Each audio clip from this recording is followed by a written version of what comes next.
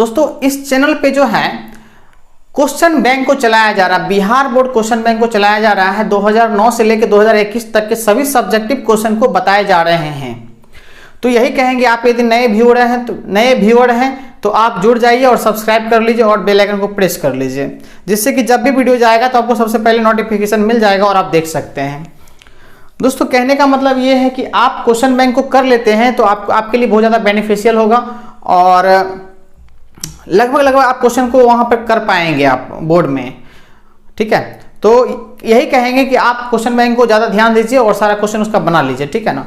और मैं 100 क्वेश्चन जो है क्या कहते हैं VVI क्वेश्चन बताया भी हूँ, जो कि प्लेलिस्ट में डाला हुआ है, आप वहाँ पर भी जाके देख सकते हैं। ठीक है, तो दोस्तों मैं रनेश सर और आप सबों को हमेशा फिजिक्स पढ़ाता हूँ और इसी प्रकार से जुड़े रहने के लिए आप मेरे चैनल को कर लीजिए सब्सक्राइब। फिर से बोलते हैं, ये मेरा काम है बोलना और आपका काम है करना। ठीक है, चलिए अब आगे बढ़ते हैं। सबसे पहले क्वेश्चन नंबर 4 देखते हैं। सेट 2009 बता रहे हैं अभी, जिसका 3 नंबर तक क्वेश्चन मैं बता चुका हूं।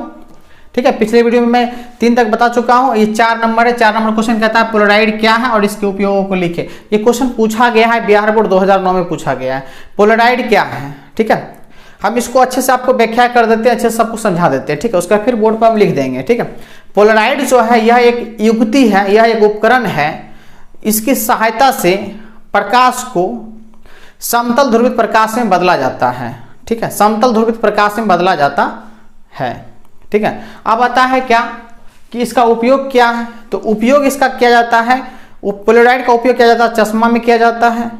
ठीक है, त्रिविमीय चित्रों को खींचने में किया जाता है और फिर क्या कहते हैं चकाचौंध से, प्रकाश चकाचौंध से बचने में किया जाता है। ठीक है, तो इस तरह से इसका उपयोग है। अब आता है कि सर समतल ध्रुवित प्रकाश होता क्या है। देखिए जितने भी प्रकाश आ रहे हैं, जो आपके घर में बल्ब लगा हुआ है, ट्यूबलाइट है या सूरज की रोशनी आ रही है, वो सब अध्रुवित प्रकाश है। क्या है वो? अध्रुवित प्रकाश है। अध्रुवित क्या होता है प्रकाश? वो जो है जैसे ये बल्ब है, ठीक है ना, ये बल्ब से प्रकाश आ रहा है, वो फैल जाता है सब जगह। क्या होता है? फैल जाता है। ठीक है, अध्रुवित प्रकाश क्या होता है? सब जगह फैल जाता है। तो उसको सिर्फ सब जगह फैलाना नहीं है, उसको एक दिशा में क्या करना है, उसको हमको एक दिशा में ही फैलाना है। मतलब सब जगह समान रूप से फैलाना नहीं है। उसी को हम बोलते हैं क्या? सममित। उसी को हम लोग बोलते हैं क्या? समतल ध्रुवित प्रकाश। कि सभी दिशाओं में सममित नहीं रहेगा। ठीक है, सममित प्रदर्शित नहीं करेगा, सिर्फ एक दिशा में कंपन करेगा प्रकाश, उसको बोलते हैं समतल ध्रुवित प्रकाश। और जो साधारण जितने भी प्रकाश आ रहे हैं वो सब अध्रुवित प्रकाश है। क्या है? अध्रुवित। उसको बदलेंगे किसमें? ध्रुवित प्रकाश में। उसी को हम लोग कहते हैं पोलराइड। पोलराइड एक युक्ति है, इसकी सहायता से हम लोग क्या करते हैं? प्रकाश को अध्रुवित से ध्रुवित में बदलते हैं। चलिए लिख लेते हैं अच्छे से पहले, उसके बाद फिर आप भी लिख लीजिएगा या स्क्रीनशॉट ले लीजिएगा और फिर हम नेक्स्ट क्वेश्चन की ओर आगे बढ़ेंगे।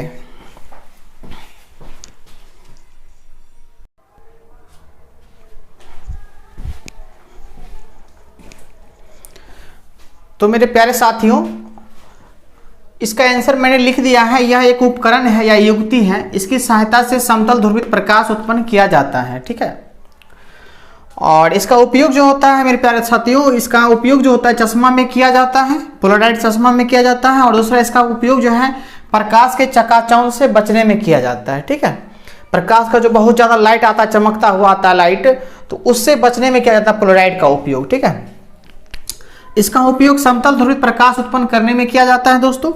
और इसका उपयोग वायुयान तथा रेलगाड़ियों की खिड़कियों में किया जाता है। वायुयान तथा खिड़की में लगा रहता है पोलराइड वाला शीशा लगा रहता है, कांच लगा रहता है, जिससे क्या होता है प्रकाश जो आता है वो तो प्रकाश सनलाइट से क्या आ रहा है, सूर्य की किरणें क्या है, अध्रुवित प्रकाश है। तो अध्रुवित प्रकाश बहुत ही चमकता हुआ आता है, वो लाइट आता है। तो उसको क्या करता है, ये खिड़की में जो कांच लगा रहता है वो क्या करता है, उसको जो है समतल ध्रुवित कर देता है। क्या करता है? समतल ध्रुवित करता है। उस जो चकाचौंध रहता है, मतलब पूरी तरह से चमकते रहता है, उसकी तीव्रता को क्या करता है? कम कर देता है पोलराइड। उसकी तीव्रता को, इंटेंसिटी क्या करता है? कम कर देता है। तो इस प्रकार से आपका 4 उपयोग लिखे, आप 2 भी लिख सकते हैं क्योंकि 2 नंबर का क्वेश्चन है ये। अब हम लोग देखते हैं 5 नंबर क्वेश्चन क्या है। ये देखिए आपका क्वेश्चन बैंक ही चल रहा है। ठीक है ना, 5 नंबर क्वेश्चन देखते हैं। क्वेश्चन नंबर 5 नंबर क्वेश्चन जो है न्यूमेरिकल दिया गया है दोस्तों, और न्यूमेरिकल को हमको लिखना पड़ेगा, बोर्ड पे लिख देते हैं ज़्यादा बेहतर होगा। कहता है किसी भवन के शीर्ष पर लगे संप्रेषण एंटीना की ऊंचाई 64 मीटर है। ठीक है ना, तथा ग्राही एंटीना की ऊंचाई 81 मीटर है। दिष्ट प्रणाली में स्वीकार्य संप्रेषण हेतु दोनों एंटीना के बीच की महत्तम दूरी बताइए। पृथ्वी की त्रिज्या 6400 किलोमीटर होती है लगभग। पृथ्वी की त्रिज्या कितनी होती है? 6400 किलोमीटर लगभग होती है। इस क्वेश्चन को मुझे लिखना पड़ेगा। मैं ऐसा करता हूँ, इतना बड़ा क्वेश्चन लिखने में मुझे टाइम लगेगा, थोड़ा सा आपको टाइम देना पड़ेगा, ठीक है ना। मैं लिख लेता हूँ फिर आपको बताता हूँ, ठीक है, कोई बात नहीं, मैं आपको लिख देता हूँ क्वेश्चन।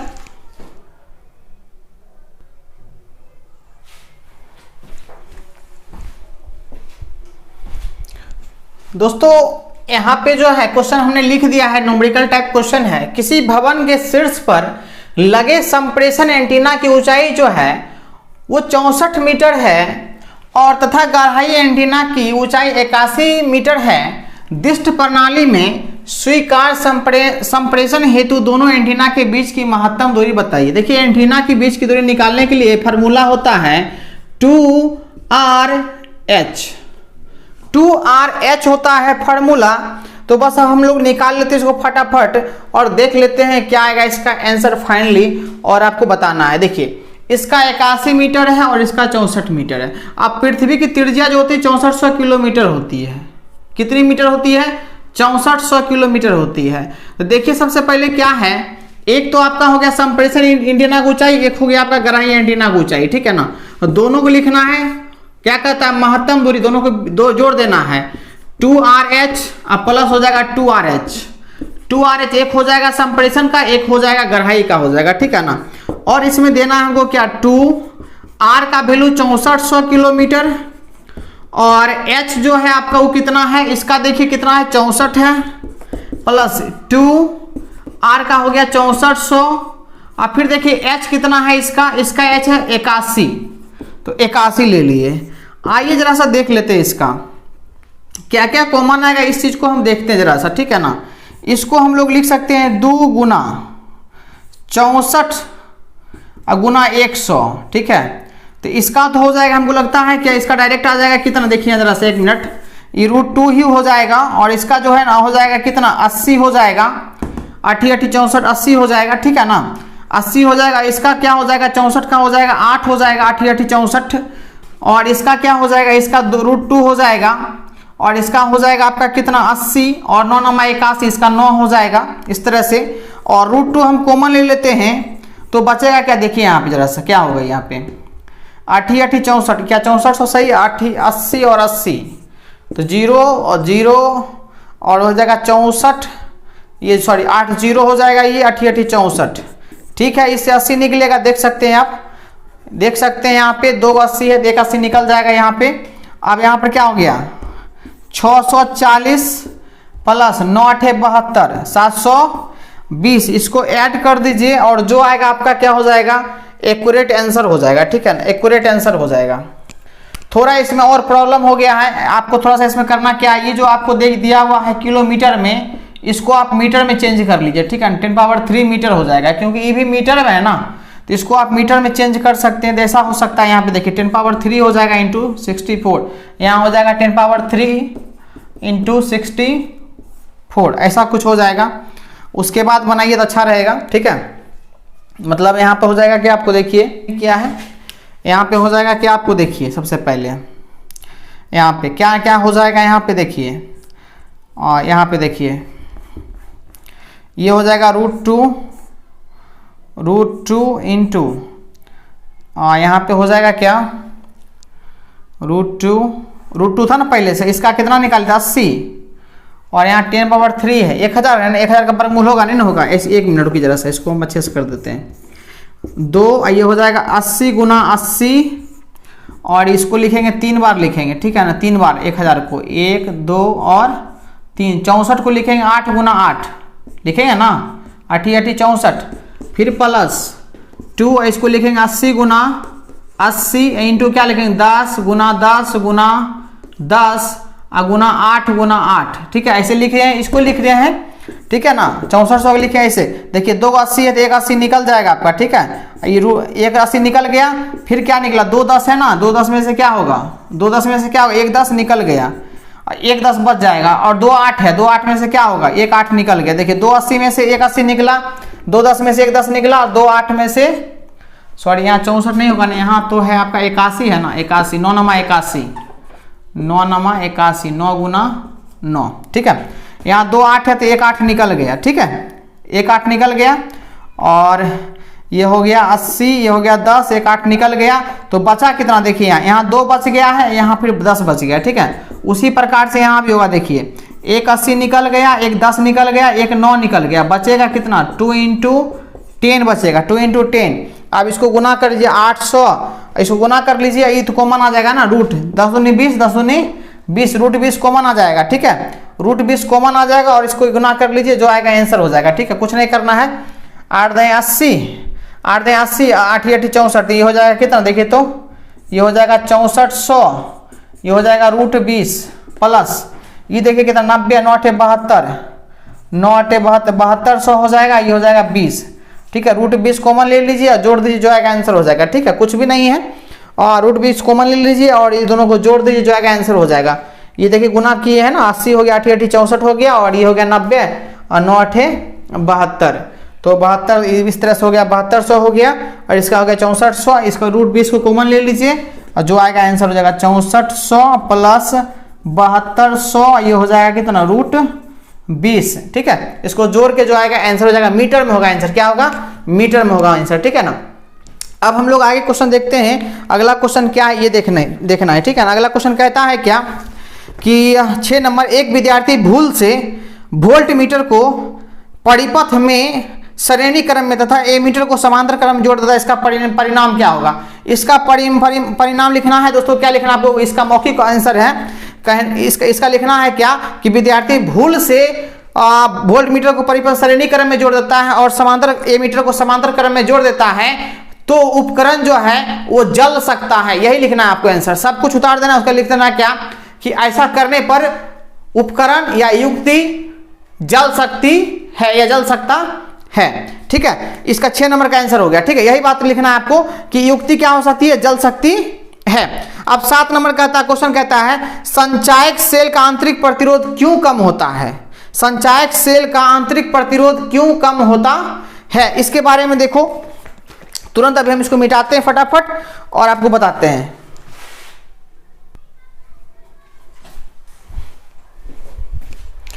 मेरे प्यारे साथियों, इसका आंसर लिख दिए, संचायक सेल का आंतरिक प्रतिरोध क्यों कम होता है। देखिए संचायक सेल बैटरी, संचायक सेल मतलब हुआ बैटरी, जो आपके घर में बैटरी होता है उसका जो है आंतरिक प्रतिरोध जो होता है वो कम होता है, कम रखा जाता है। क्यों, क्योंकि उससे हम उच्च धारा को प्राप्त कर सके।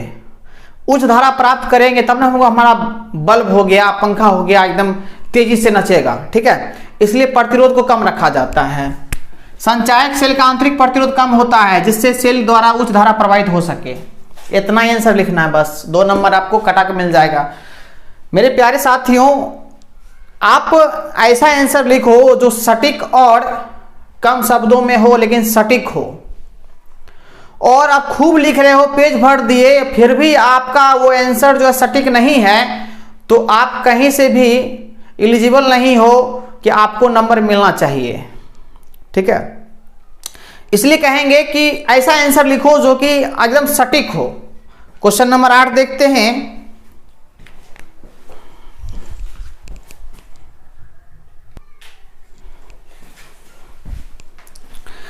मेरे प्यारे साथियों, क्वेश्चन नंबर 8 का ए नंबर लिखे हैं। 8 नंबर में जो है ए और बी करके पूछा है 2 ही नंबर में, ठीक है ना।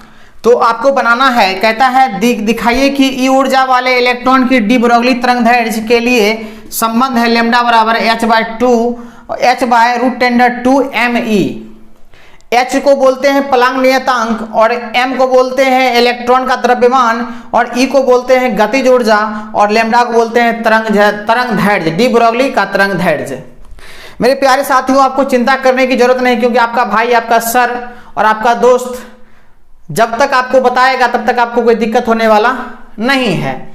मेरे प्यारे साथियों, देखिए क्या है, सबसे पहले डी ब्रोगली तरंगदैर्घ्य जो है, डी ब्रोगली तरंगदैर्घ्य, इसका फॉर्मूला जो होता है मेरे प्यारे साथियों h/p होता है। यहां पर h जो है प्लांक नियतांक है, p जो है मोमेंटम है।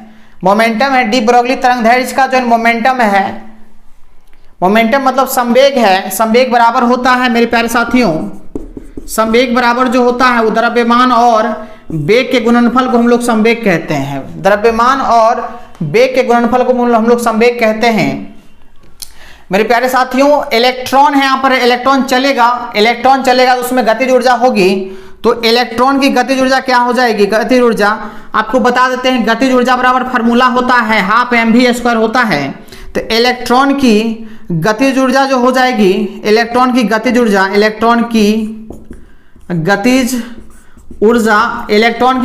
हो जाएगी मेरे प्यारे साथियों, E बराबर ½ mv² हो जाएगी। ठीक है ना, ऐसा कुछ होगा। ठीक है, चिंता करने की आवश्यकता नहीं, मैं आपको हर क्वेश्चन को अच्छे से बताऊंगा। देखिए, सबसे पहले आप इसमें क्या करेंगे, कुछ बात करेंगे हम। ऊपर में mv है, लेकिन हम mv को लिख सकते हैं p, तो सिर्फ इसमें v² है, इसमें सिर्फ m है। इसमें v² यदि आ जाए, m² v² हो जाए, तो m² v² हो जाएगा ऐसा। तो मेरे प्यारे साथियों, इसको इस तरह से लिख सकते हैं, mv का होल स्क्वायर लिख सकते हैं, mv को हम लिख देंगे p। ऐसा करने के लिए मेरे प्यारे साथियों क्या करेंगे, हम ऊपर भी m से गुना कर देंगे, नीचे भी m से गुना कर देंगे। इसको देखिए, इससे गुना कर देंगे तो क्या आ जाएगा, mv²। ऊपर भी m से गुना कर देते हैं, नीचे भी m से गुना कर दिए। ठीक है, अब देखिए मेरे प्यारे साथियों, फिर तो ये कट ही जाएगा ना, ये हो जाएगा m², ये हो जाएगा v²/2m। ठीक, तो इसको कैसे लिख सकते हैं आप, इसको लिख सकते हैं आप, देखिए ये mv का होल स्क्वायर लिख सकते हैं, अब बाय हो जाएगा 2m। मेरे प्यारे साथियों, mv को अभी तुरंत बोले थे कि हम p लिख सकते हैं, तो क्या होगा, p² हो जाएगा और ये हो जाएगा 2m। यदि आपको कोई दिक्कत हो तो आप जरूर कमेंट कीजिएगा कि मुझे सर दिक्कत है, तो मैं आपको जरूर रिप्लाई दूंगा कि कहाँ आपको दिक्कत है, किस लिए दिक्कत है। ठीक है, आप चिंता ना करें। और यहाँ देखिए जरा सा p²/2m है, कोना कोनी गुना करेंगे, क्रॉस मल्टीप्लिकेशन करेंगे तो क्या हो जाएगा, देखिए यहाँ कोना कोनी गुना करेंगे तो 2me हो जाएगा। हम इधर लिख देते हैं, आप तो सीधे कॉपी में लिखते आइएगा, 2me = p²। अब देखिए ये स्क्वायर इधर आ जाएगा तो क्या पकड़ लेगा, तो p बराबर हो जाएगा क्या मेरे प्यारे साथियों, √10। ये जब स्क्वायर इधर आता है तो रूट पकड़ लेता है। ठीक है, रूट पकड़ लेगा, स्क्वायर उधर जाएगा। तो ठीक है, इस तरह से आया है। इसको समीकरण हम मान लेंगे 1। समीकरण 1 में p का मान रखने पर, समीकरण 1 में p का मान रखने पर, जब आप प्यारे साथियों आप रख दीजिएगा p का मान √2me, तो हमको यही प्रूव करना था, प्रूव हो गया। समीकरण 1 में क्या करेंगे हम लोग, यहाँ पे देखिए जरा से इसको मिटा देते हैं, ऊपर वाला छोटा सा बोर्ड है प्यारे साथियों, छोटा सा बोर्ड है, इसी में हमको बताना पड़ता है, बहुत कष्ट होता है बताने में, क्योंकि कुछ शब्दों में ही भर जाता है ये बोर्ड। फिर भी क्या करें, मजबूरी का नाम महात्मा गांधी, मजबूरी है, पैसों की दिक्कत है अभी, तो क्या करें, किसी तरह से काम चला रहे हैं। देखिए यहाँ जरा सा क्या हो जाएगा, समीकरण 1 में आप क्या कीजिए, समीकरण 1 में p का मान रख दीजिए। ठीक है, रखने पर मेरे प्यारे साथियों देखिए क्या हो जाएगा, सबसे पहले लैम्डा h, p का मान क्या हो जाएगा, p का वैल्यू यहाँ पे है √10^2me। तो यही प्रूव करना था मेरे प्यारे साथियों। ये हो गया 8 का a, आपको इतना करना पड़ेगा। अब फिर b नंबर भी दिया है, b नंबर का भी देख लेते हैं, b नंबर क्या कह रहा है। सबसे पहले क्या कीजिए, आप स्क्रीनशॉट इसका ले लीजिए और आप अच्छे से कॉपी में नोट कर लीजिएगा। ले लिए, चलिए वेरी गुड, अच्छा है। अब देखिए क्या है, सबसे पहले 8 का जो बी जो है उस क्वेश्चन को मैं पढ़ता हूं। क्वेश्चन बैंक में जो है वो कहता है बी, वान डी ग्राफ जनरेटर का बेल्ट क्यों विद्युत रोधी पदार्थ का बना रहता है। आप भी जानते हैं वान डी ग्राफ का जो बेल्ट होता है वो जो है वो रबर का या चमड़ा का बना रहता है, विद्युत रोधी पदार्थ का बना रहता है। ठीक है, तो क्यों बना रहता है ये बोल रहा है, क्वेश्चन है। मैं आपको बहुत अच्छे से जवाब देता हूं इसके बारे में कि विद्युत रोधी पदार्थ का बेल्ट जो है, वान डी ग्राफ में बेल्ट जो है विद्युत रोधी पदार्थ का बना रहता है। इसलिए बनाया जाता है कि आवेश जो है पूरे बेल्ट पर फैले ना। ठीक है, आवेश जो है विद्युत आवेश पूरे बेल्ट पर फैले नहीं, विद्युत रोधी पदार्थ पर आवेश फैलता नहीं है। ठीक है ना, यदि वही लोहा का बेल्ट रहता तो आवेश क्या होता, सब जगह फैल जाता, मतलब करंट जो है सब जगह आता। इसलिए विद्युत रोधी पदार्थ का बनाया जाता है बेल्ट। इसको हम अच्छे से लिख लेते हैं, आप भी इसको नोट कर लीजिएगा।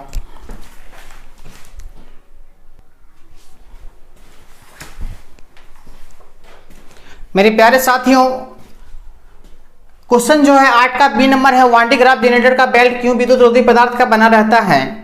बहुत ही आसान और बहुत ही सटीक भाषा में आपको बताए हैं, जो तुरंत याद हो जाएगा। लिखना आपको वान डी ग्राफ जनरेटर का बेल्ट विद्युत रोधी पदार्थ का बना होता है, ये तो आपको लिख देना है, बस क्वेश्चन से उतार देना है यहाँ तक। उसके बाद लिखना है इसका कारण यह है कि बेल्ट पर विद्युत आवेश फैलता नहीं है। सीधा लिखना है कि वान डी ग्राफ जनरेटर का बेल्ट जो है विद्युत रोधी पदार्थ का बना होता है, इसका कारण यह है कि बेल्ट पर विद्युत आवेश फैलता नहीं है। बस 9 नंबर क्वेश्चन देखेंगे मेरे प्यारे साथियों। 9 नंबर क्वेश्चन कहता है, मैं आपको एक बार पढ़ता हूँ, आपको चिंता करने की आवश्यकता नहीं, क्वेश्चन कितना भी बड़ा हो लेकिन उसका आंसर मैं आपको सटीक दूंगा और बहुत ही आसान भाषा में मैं आपको बताऊंगा। बस आपको सपोर्ट करने की आवश्यकता है, क्योंकि आपके लिए इतना मेहनत करते हैं, थोड़ा सा सपोर्ट कर दीजिएगा तो फिर आपका भी अच्छा, आपके लिए भी अच्छा होगा और मेरे लिए भी अच्छा होगा। ठीक है, तो आप आगे देखते हैं। 9 नंबर कहता है, किसी प्रकाश सेल एनोड विभव में परिवर्तन के साथ प्रकाश विद्युत धारा पर होने वाला परिवर्तन के ग्राफ निम्नलिखित परिस्थितियों के लिए प्रदर्शित करें। 1 नंबर दिया गया एक नियत तीव्रता पर अलग अलग आवृत्ति के लिए, दूसरा दिया गया एक नियत आवृत्ति पर अलग अलग तीव्रता के लिए। तो ये क्वेश्चन जो आया है आपको मेरे प्यारे साथियों, आप पढ़े होंगे प्रकाश विद्युत प्रभाव, photo electric effect, chapter number 19। ठीक है, पढ़े होंगे आप एबीसी से। तो उसमें आपको प्रकाश विद्युत प्रभाव जब पढ़े होंगे आप, प्रकाश विद्युत प्रभाव का, तो उसमें आपको जो है ये चीज मिला होगा, अलग अलग आवृत्ति के लिए और अलग अलग तीव्रता के लिए। चलिए हम आगे इसको अच्छे से सॉल्व करते हैं, बताते हैं आपको घबराने की कोई आवश्यकता नहीं। ग्राफ खींचना है, मुझे ग्राफ इसमें खींचना और कुछ नहीं करना है। मेरे प्यारे साथियों, क्वेश्चन जो आपको दिया गया है 9 नंबर, किसी प्रकाश सेल एनोड विभव में परिवर्तन के साथ प्रकाश विद्युत धारा पर होने वाला ग्राफ निम्नलिखित परिस्थितियों के लिए प्रदर्शित करें। नंबर 1 है नियत तीव्रता पर अलग अलग आवृत्ति के लिए, मतलब तीव्रता जो होना चाहिए मेरे प्यारे साथियों, तीव्रता जो होना चाहिए वो नियत होना चाहिए। मान लेते हैं तीव्रता इसका क्या है, यहाँ पे है। ठीक है, यहाँ पे एक नियत तीव्रता पर, ठीक है ना। तो देखिए जब इसका आवृत्ति था क्या V1, तो इस तरह से धारा चला। जब इसका आवृत्ति बढ़ गया तो ऐसे गया, और फिर इसका आवृत्ति V3 हो गया तो इस तरह से गया, इस तरह से। लेकिन क्या यहाँ पर तीव्रता क्या इसका है, नियत है। क्या है ये, तीव्रता नियत है। सब एक जगह आके क्या हो जाएगा, ये मिल जाएगा। ठीक है, इस तरह से आवृत्ति बदल रहा है लेकिन तीव्रता नियत है। और धारा देखिए धीरे धीरे क्या हो रहा, उठेगा लेकिन जाके कहाँ मिलेगा, आई पर। अब देखिए क्या है दूसरा नंबर, क्या एक नियत आवृत्ति हम यहाँ ले लेते हैं VC। V मतलब हो गया स्मॉल आवृत्ति हो गया, C मतलब हो गया कांस्टेंट क्या आवृत्ति को नियत रखे हैं। ये क्या है, IC है। IC मतलब क्या, यहाँ पर बोला था तीव्रता नियत रखने, इंटेंसिटी नियत रख दिए, यहाँ कह रहा VC। ठीक है, अब आवृत्ति जो है नियत रखना है अलग अलग तीव्रता के लिए। ठीक है, अलग अलग तीव्रता के लिए। तो देखिए जैसा यहाँ से निकल रहा बहुत सारा, ठीक है ना, यहाँ से ये हो गया I, फिर दूसरा निकला ये हुआ 2I। इस तरह से देखिए बढ़ रहा है ये 3I, तीव्रता इसका बदल रहा है लेकिन आवृत्ति क्या है, नियत। इस प्रकार से आपको ग्राफ खींचने के लिए कह रहा था कि एक बार जो आवृत्ति को नियत रखिए और एक बार जो तीव्रता को नियत रखिए। तो हमने खींच के आपको बता दिया और इसी प्रकार से आपको फिगर बना लेना है। तो मेरे प्यारे साथियों, आपको नंबर जो है 2 नंबर मिल जाएगा, 100% मैं गारंटी देता हूं। अब मैं नेक्स्ट क्वेश्चन की ओर चलता हूं। 9 नंबर तो हो गया है और फिर अब नेक्स्ट क्वेश्चन की ओर चलता हूं। ठीक है,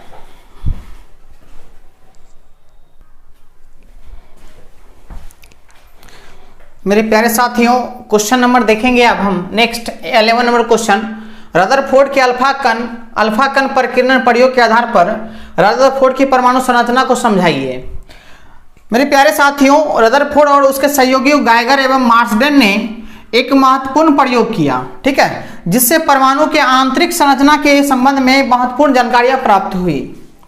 रदरफोर्ड और गाइगर, उसके सहयोगी गाइगर ने एक महत्वपूर्ण प्रयोग किया जिसकी सहायता से परमाणु के अंदर आंतरिक संरचना के बारे में महत्वपूर्ण जानकारियां प्राप्त हुई। प्राप्त क्या हुई दोस्तों, कि परमाणु अंदर से खोखला होता है, अधिकांश भाग खोखला होता है, ये बात रदरफोर्ड ही बताए थे, ठीक है ना। अल्फा कण प्रकीर्णन का प्रयोग करने के बाद उन्होंने बताया, उन्होंने ये बताया था कि परमाणु के अंदर जो है धनावेशित होता है और जो कि केंद्र पर होता है, जिसे नाभिक कहते हैं।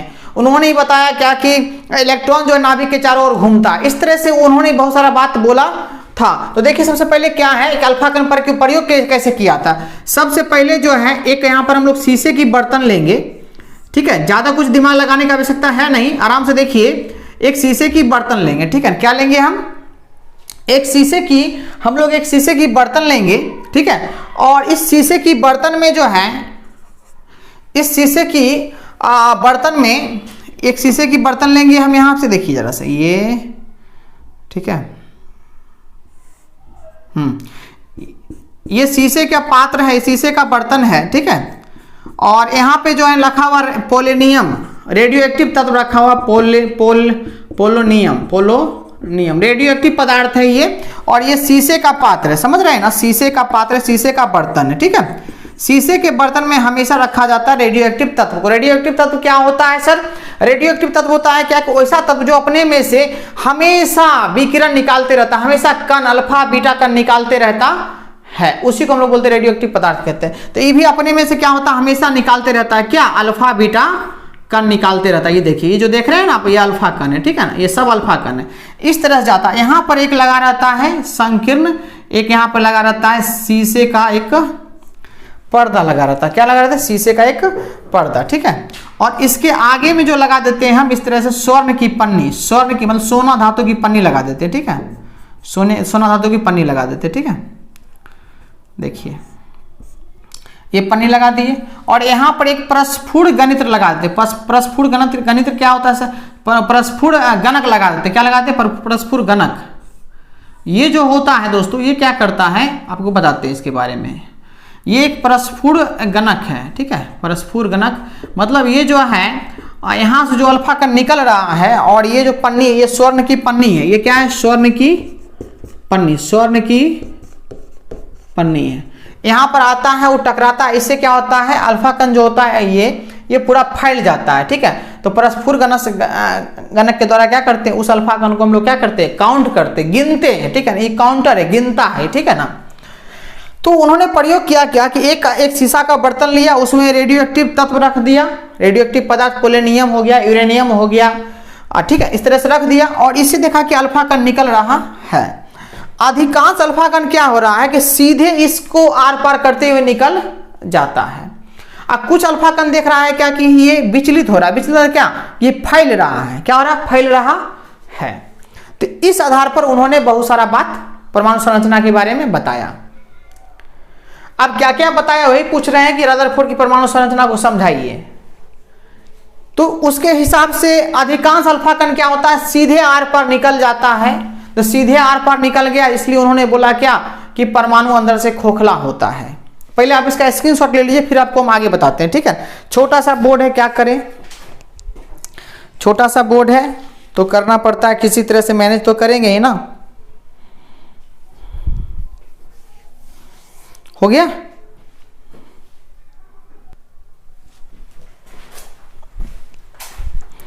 मेरे प्यारे साथियों, यहां पे जो है लिखा गया, उन्होंने इस प्रयोग में रेडियो एक्टिव तत्व से निकलने वाले अल्फा कणों को एक संकीर्ण पुंज को स्वर्ण की पतली पन्नी पर डाला और देखा कि अल्फा कण पन्नी द्वारा विभिन्न दिशाओं में फैल जाता है, ठीक है, परिकीर्णित हो जाता है। मतलब क्या? फैल जाता है। परिकीर्णित अल्फा कणों को एक प्रस्फुट गणक जो बताए थे उससे गिना जाता है और संपूर्ण प्रबंध को जो बनाए थे फिगर, संपूर्ण प्रबंध को क्या किया जाता है, एक निर्वातित कोष्ठ में रखा जाता है जिससे कि वायु के कणों से टक्कर ना हो। ये तो हो गया। अब रदरफोर्ड ने उसके हिसाब से बताया, उस रदरफोर्ड के अनुसार मतलब उस चीज को देखा जब, तब इन्होंने क्या किया, अपना विचार प्रकट किया कि अधिकांश अल्फा कण सीधे आर पार हो जाते हैं, इसलिए परमाणु अंदर से क्या होता है, खोखला होता है, ठीक है। दूसरा बोले क्या, कुछ अल्फा कण जो है छोटे छोटे कोनों पर विक्षेपित हो जाते हैं, इसलिए परमाणु के अंदर धनावेशित कण होता है। जैसे क्या, देखिए आप, ये परमाणु है, ठीक है। अब ये अल्फा कण आ रहा है, सीधे आर पार हो रहा है, सीधे आर पार हो रहा है इस तरह से। तो इसी आधार पर उन्होंने बोला क्या, ये जो अल्फा कण जो है, ये अल्फा कण इस सीधे आर पार हो रहा है। अल्फा कण होता है प्लस, होता है क्या होता है, प्लस प्लस, इस पर 2 चार्ज होता है। तो अल्फा कण बोला कि सीधे आर पार हो रहा है, इसका मतलब परमाणु अंदर से क्या होता है, खोखला होता है।